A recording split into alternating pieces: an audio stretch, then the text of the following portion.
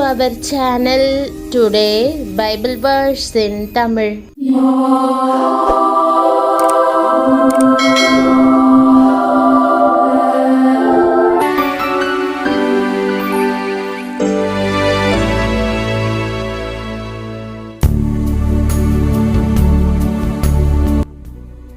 இன்றைய வசனம் சங்கீதம் 36:9.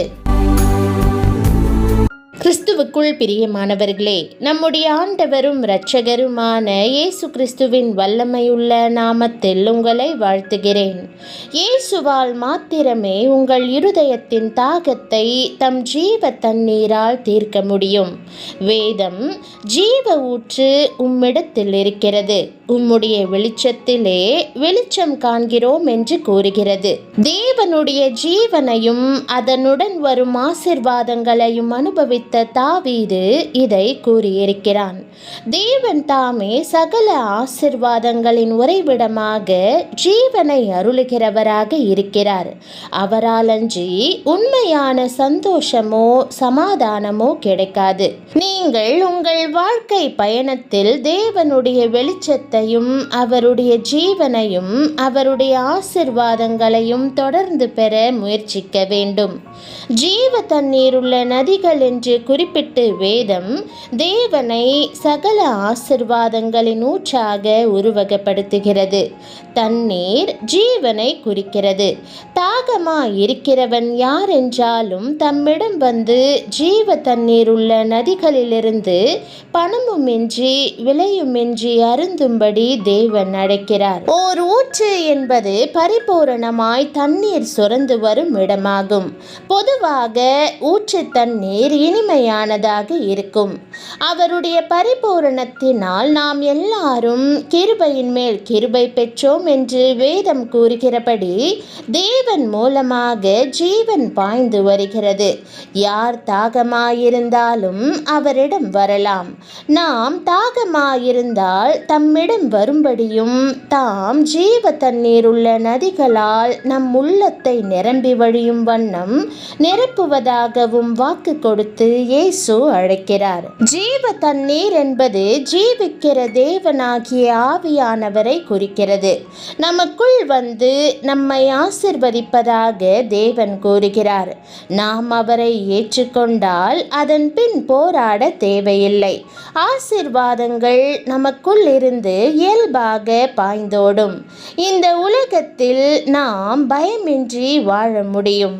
தேவ ஆவியானவர் நமக்குள் வரும்போது நாம் சொல்லி முடியாததும் மகிமையால் நிறைந்ததுமான சந்தோஷத்தை அனுபவிப்போம். இந்த உலகம் இருளாலும் துக்கத்தாலும் நிறைந்திருக்கிறது.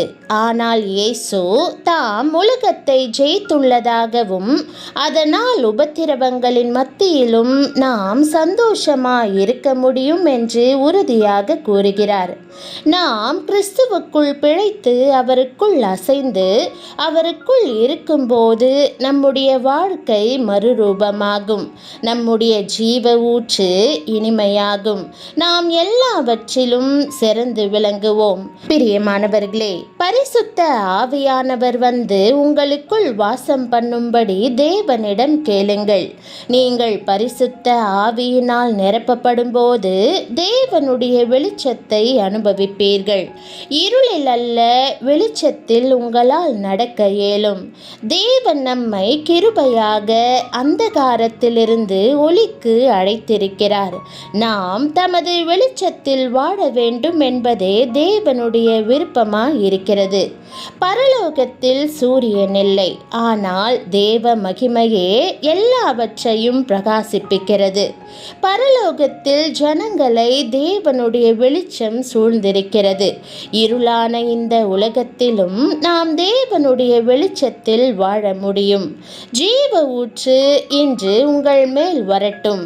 ஆண்டவர் தமது வெளிச்சத்தை நீங்கள் காணும்படி செய்வாராக. இயேசு திருடன் திருடவும் கொல்லவும் அழிக்கவும் வருகிறானே அன்றி வேறொன்றுக்கும் வரான். நானோ அவைகளுக்கு ஜீவன் உண்டாயிருக்கவும் அது பரிபூரணப்படவும் வந்தேன் என்று இதை உறுதிப்படுத்துகிறார். அவர் சரீர பிரகாரமான வாழ்க்கையை மாத்திரமல்ல, ஐஸ்வர்யத்தையும் திருப்தியையும் தேவ சமூகத்திலிருந்து புரண்டு வரும் நித்திய ஜீவனையும் தருகிறார்.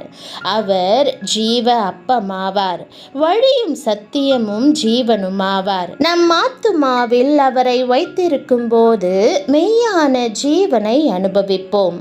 உலகம் முழுவதையும் ஒரு மனுஷன் ஆதாயம் பண்ணினாலும் அவர் இல்லாவிட்டால் தன் ஆத்துமாவை அவன் இழந்து போவான். பிரியமானவர்களே, இயேசுவால் மாத்திரமே உங்கள் இருதயத்தின் தாகத்தை தம் ஜீவ தண்ணீரால் தீர்க்க முடியும்.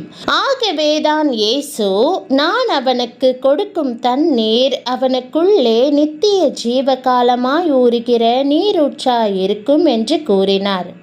ஊற்று நீரானது பீரிட்டு தொடர்ந்து பாய்வது போல நமக்குள் இருக்கும் கிறிஸ்துவின் ஜீவன் நிரம்பி வழியும் சந்தோஷத்தையும் சமாதானத்தையும் நமக்கு கொடுக்கும்.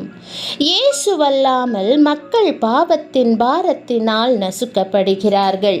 நாம் ஆவியினாலே மறுபடியும் பிறக்கும் போது தேவனுடைய ராஜ்யத்திற்குள் பிரவேசிக்கிறோம்.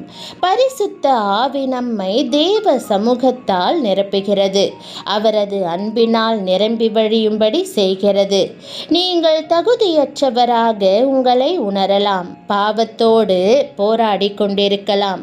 ஆனால் இயேசு உங்களுக்காக காத்திருக்கிறார். கடைசி நாட்களில் அவர், நான் மாம்சமான யாவர் மேலும் என் ஆவியை ஊற்றுவேன் என்று வாக்கு பண்ணுகிறார். அவர் மனுஷரை பார்க்கிறவர் அல்ல. அவரை நோக்கி கூப்பிடும் யாரானாலும் அவரது ஆவியை பெற்றுக்கொள்ளலாம். இன்றே இரட்சணிய நாள், தாமதிக்காதீர்கள். ஆண்டவரே, என்னை உம் ஆவியினால் நிரப்பும், உம் வருகைக்கு என்னை ஆயத்தமாக்கும் என்று கூப்பிடுங்கள். அவர் ஜீவனின் ஊற்று, ஜீவ அப்பம். அவரே ஜீவனுமாய் இருக்கிறார். உங்கள் இருதயத்தை நீங்கள் திறக்கும் போது அவர் உள்ளே பிரவேசித்து இவ்வுலகில் மட்டுமல்ல, நித்தியமாகவும் உங்கள் வாழ்க்கையில் ஜீவன் நிரம்பி வழியும்படி செய்வார். பிரியமானவர்களே, நீங்கள் சந்தோஷம் பொங்கும்படி முழுவதுமாக நிரப்பப்பட்டு மணவாளன் வரும்போது அவரை சந்திக்க ஆயத்தமாகலாம்.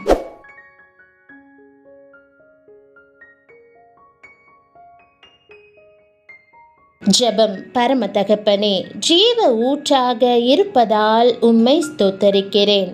ஆண்டவரே, இன்றைக்கு என் ஆத்துமாவை போஷிக்கும் ஜீவ அப்பமாக நீர் இருக்கிறீர்.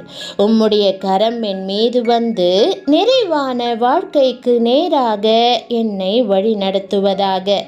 ஜீவ ஊற்றாகிய பரிசுத்த ஆவியானவரால் என்னை நிரப்பும். எனக்கு எதிராக கிரியை செய்யும் இருளின் வல்லமைகளை நீர் நொறுக்கி என்னை இருளிலிருந்து வெளியேற்றி உம்முடைய ஆச்சரியமான ஒளிக்குள் கொண்டு வருவீராக. என் வீட்டில் நான் சமாதானமாய் வாழ்ந்திருக்க உதவி செய்யும். நீர் என்னை சுமந்து சென்று ஆசிர்வதிக்கிற அன்பான தகப்பனாய் இருக்கிறீர். உம்முடைய வெளிச்சத்தை மற்றவர்களுக்கு காண்பித்து என்னை சுற்றிலும் இருப்பவர்களுக்கு ஆசிர்வாதமாக நான் விளங்குவதற்கு உதவி செய்யும். உம்முடைய ஜீவன் இடைவிடாமல் எனக்குள் பாய்ந்து என்னை ஆசிர்வதிப்பதாக. என்னை உம் பரிசுத்த ஆவியினால் நிரப்பி புது மனுஷியாக்குவீராக.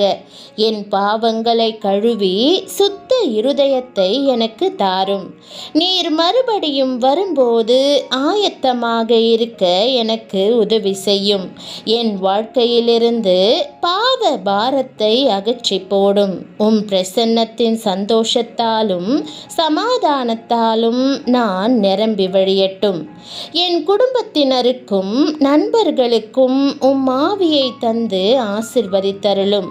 உம்மை முகமுகமாய் பார்க்கும் வரைக்கும் உண்மையுள்ளவளாக இருக்கும்படி என்னை காத்தருள வேண்டும் என்று இயேசுவின் நாமத்தில் ஜெபிக்கிறேன் நல்ல பிதாவே, ஆமேன்.